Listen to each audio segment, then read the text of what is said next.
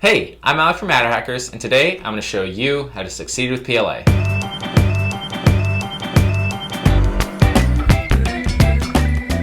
Currently, PLA is the most common 3D printing material, with ABS coming in a close second. Now, what makes PLA so special is how easy it is to print with once you fine-tune a few small details. For first-time users or for veteran users, 3D printing with PLA is a breeze. It's awesome for anything you want printed fast, anything with vibrant colors, or you can print most of these things on the wall. The rifle is PLA, the astronaut, the power armor, the e-naval hand. PLA comes in a variety of colors, it's easy to print with, schools use it, it's no fumes, no warping. All around, PLA is a super easy material. When you're trying to 3D print PLA, there's a couple quick things that could make or break your successful prints, so let's dive into what it takes. The first tip is to make sure your first layer is right. Now, different printers have different techniques for actually leveling the bed, so your technique you may need to adjust according to that. For most printers, it's something like either 3 screws or 4 screws on the corners of the bed, or 2 in the front and 1 in the back. And all you have to do is move the nozzle over the screw, take a slip of paper and put it underneath the nozzle, and then gently turn the screw until there's a very slight resistance between the nozzle, the paper, and the bed. From there, you're going to gently pull on it until you get a right amount of resistance, and then move the nozzle at each point. Once the resistance is about the same on all of them, you're good to go. The point isn't to get super tight on all of them or super loose, just a consistent level across all of them. From there, you can go in your slicer and adjust the Z offset if you find that starting a print it's too close, or you can try and mess with it while it's printing the skirt and adjust the screws at that point. That's what I personally do. You can use whatever technique you find works best for you. Other printers automatically level the bed. So something like the Lulzbot Taz 6 or the Ultimaker 3, those have their techniques for leveling the bed, and with that, you don't have to worry about anything. Just watch it when it starts, make sure it adheres to the bed, and you're good to go. You can also software level any printer by using Matter Control. Within Matter Control, there's a leveling feature where you can pick 3 points on the bed and it'll walk you through the steps to level it. It's basically the same process as if you were turning the screws, but with this, even if your bed is at a full angle, it'll be able to adjust for that and print on that angle the entire time. So those are just some different techniques for how to level the bed, but follow the instructions that came with your printer because each printer does have its own set of rules. Now that the bed is level, you need to actually make sure that the nozzle is at the correct distance from the bed. To do that, all you need to do is watch as the skirt is laid out. Are the lines super close to each other and actually lifting each other apart? Your nozzle's too close. Are the lines far enough apart where you can see a distinction between each pass? Your nozzle's too far. And these are things that you'll gain and learn as you print, but to start off, just make sure that the lines are just a little squished into each other, but not smearing out the sides as the nozzle passes by. You can also use Matter Control to baby step your Z offset, so it will move the nozzle in small increments away from the bed or closer to the bed if you find that it wasn't tuned right when you turn the screws. In that case, all you have to do is just gently move the nozzle up or down in 0.02mm increments until you find that the bed adhesion is at the right level. Tip number 2, bed adhesion and print bed surfaces. If you don't have a heated bed, don't worry. PLA is one of the few 3D printing materials that you don't need a heated bed to print on. In that case, all you need is some blue painter's tape. Doesn't matter the brand, just blue painter's tape.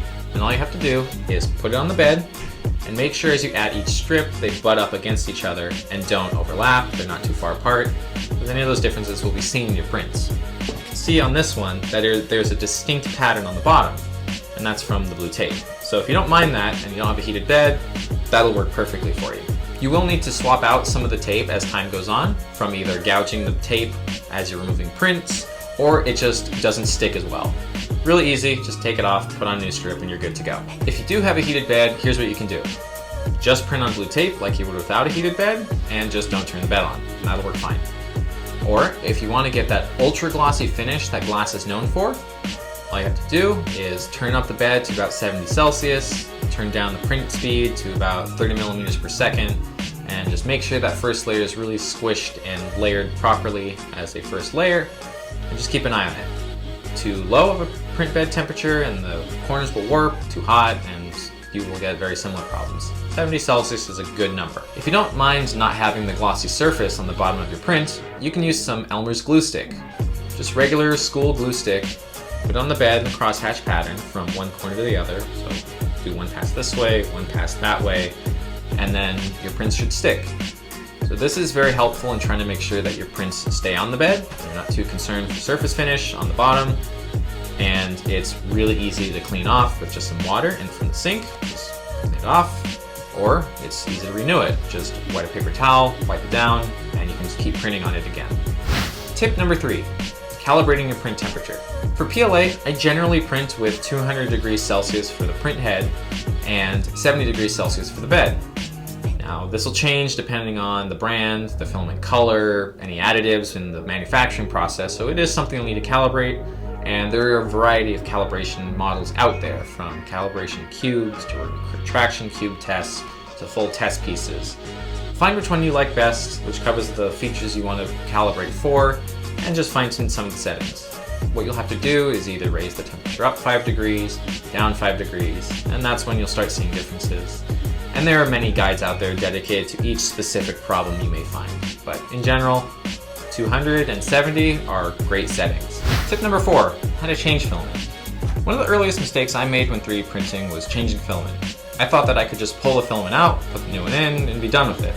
But what I actually need to do is make sure that the temperature of the filament is hot enough for it to be able to come out of the nozzle.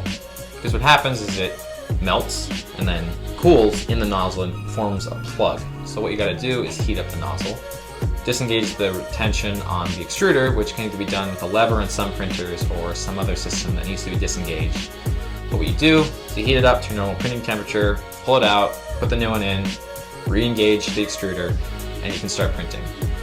Now if you're trying to avoid color mixing, what you can do is set the extruder to 90 Celsius, gently pull on the filament, and then turn up the heat to about 150. And at some point, you're going to feel the filament give, and you can yank it out, pulling out all the old gunk, and have a nice clean extrusion when you put in the new filament.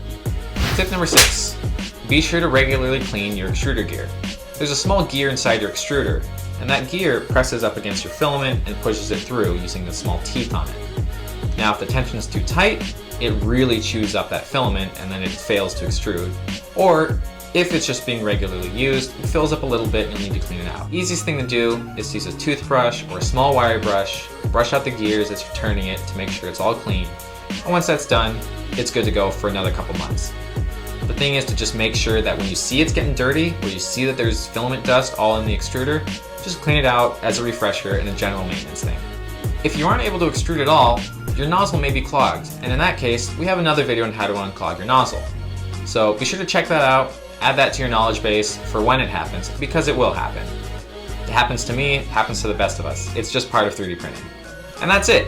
It's a lot of information to process, but altogether, you should have something to work from to start printing PLA and to start printing PLA successfully. I'm Alec from MatterHackers. Thanks for watching. Thank you for watching. If you liked that, subscribe to our channel to keep up to date with all the latest videos. And don't forget, go to MatterHackers.com to shop for everything 3D printing.